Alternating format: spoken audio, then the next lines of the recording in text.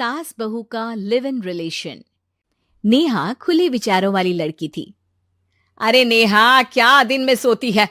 ससुराल में ऐसा नहीं चलेगा, वहां तो काम करना पड़ेगा। काम जितना काम होगा कर लूंगी माँ, पर अगर कोई ये कहे कि सारा आराम छोड़कर सिर्फ काम ही करना है तो ना भी ना, मुझे नहीं करनी शादी।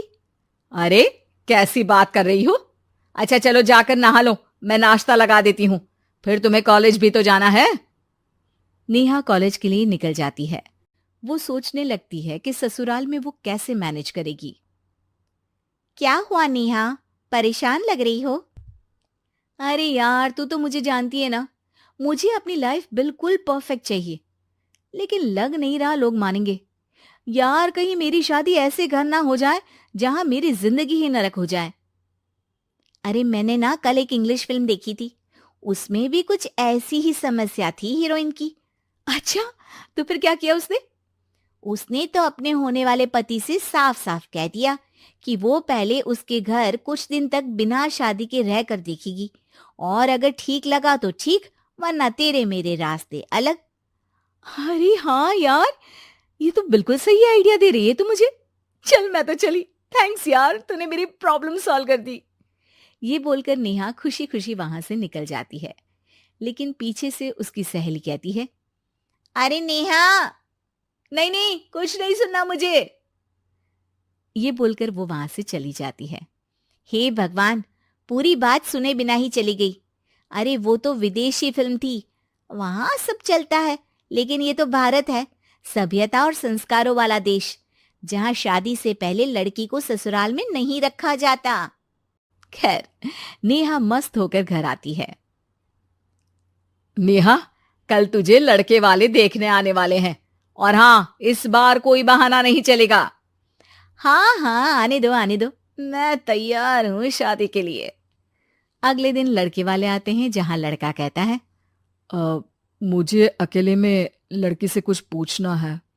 हाँ हाँ, क्यों नहीं बेटा, जाओ नेहा, घर तो दिखा दो इन्हें। नेहा भी खुश हो जाती है कि उसे मौका मिल गया है लड़के से अपनी शर्त रखने का।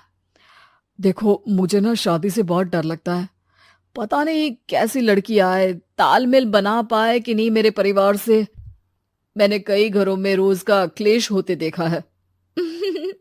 तुमने तो मेरे दिल की बात कर दी। मैं भी यही सोच रही थी कि भाई सास तो अच्छी होनी चाहिए, पति सपोर्ट करे ना करे, रहना तो पूरे दिन सास के साथ है। लेकिन मेरे पास ना इसके लिए एक बहुत अच्छा आइडिया है। अच्छा, कैसा आइडिया? क्यों ना शादी के पहले मैं कुछ दिनों तक तुम्हारे घर आकर रह लूं, तुम लोग मुझे समझ लेना, मैं तुम लोगों को समझ लूंगी। ठीक लगा तो शादी, वरना टाटा बाय बाय। क्यों? लड़के को नेहा की बात में दम लगता है। वो घर के सभी लोगों के सामने नेहा की बात रखता है। अरे पागल हो गई है क्या?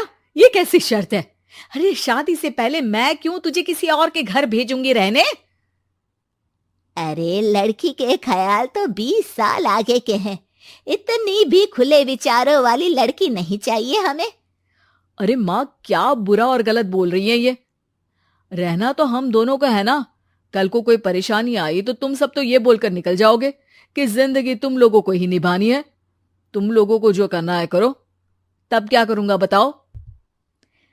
सबके समझाने पर वो लोग मान जाते हैं। वाह, मैं 2-3 दिनों में पैकिंग कर लूंगी, तो आकर मुझे ले जाना। और नेहा पहुंच जाती है विशाल के घर। आओ आओ, ये रहा तुम्हारा कमरा। इस घर में तुम एज अ गेस्ट रहो, लेकिन माँ तुम्हें बहू की तरह ही ट्रीट करेंगी, और तुम भी उन्हें सास की तरह ही रखना। बस फिर क्या था, शुरू हो जाता है लिव इन सास बहू का ड्रामा। अरे चाय तो बना दे बहू। जी सासू माँ, अभी लाई। नेहा चाय लेकर आती है कि बस चाय लेकर आई हो, इसके साथ पकोड़े भी ले आती। लेकिन आपने तो बताया ही नहीं कि आपको चाय के साथ पकोड़े भी चाहिए। हाँ हाँ, अब तो पता चल गया ना। रात को खाना खाने के बाद नेहा किचन में खटर पटर कर रही होती है। क्या हो रहा है वहां नेहा? माँ जी, मैं ना रात को अदरक वाली चाय पीकर सोती हूँ, ये मेरी आदत है। अच्छा, तो जरा मेरे लिए भी बना देना। दोनों सास बहू रात को चाय पीती हैं। अगले दिन, नेहा, मैं मंदिर जा रही हूँ, मेरी साड़ी निकाल कर बेड पर रख दे। नेहा सास के लिए साड़ी निकाल कर रख देती है। वो देखती है कि उसके आने के बाद से सास ने घर का कोई भी काम करना छोड़ दिया है। यार मैं क्या करूं? ऐसा ससुराल तो मुझे नहीं चाहिए था जिसमें मैं ही सारा काम करूं। मैं तो ऐसा घर चाहती हूं जहां सास और बहू दोनों मिलकर किचन में काम करें। हे भगवान, रात को चाय पी ली, पेट में गैस बन गई, अब तो चला भी नहीं जा रहा है। मुझे तो ऐसी बहू चाहिए जो हेल्थ के प्रति कॉन्शियस हो, क्योंकि वो ठीक रहेगी तभी तो मैं ठीक रहूंगी। दोनों समझ जाती हैं कि वो लोग एक दूसरे के लिए नहीं बने हैं। अगले दिन, नेहा, जरा चाय तो ले आना। नेहा चाय के साथ चिला भी बनाकर ले आती है। सास खा पीकर सो जाती है। अगली सुबह, तेरी बुआ सास आ रही है, उसे मैंने तेरे बारे में बताया है। तभी वहां गंवार से एक महिला आ जाती है। चलो यहां से निकलो, कुछ नहीं है खाने के लिए, जाओ। ए नेहा, तमीज से बात करो, ये मेरी ननद यानी आशीष की बुआ है। हाय रे दैया, इतनी आकड़ वाली लड़की!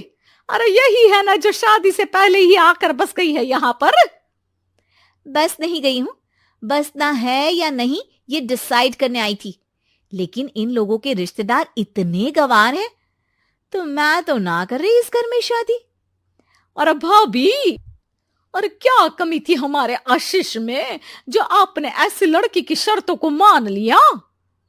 अरे वो तो आशीष के कहने पर मैं झुक गई, वरना ऐसी लड़की को तो मैं घर में घुसने भी ना दूं।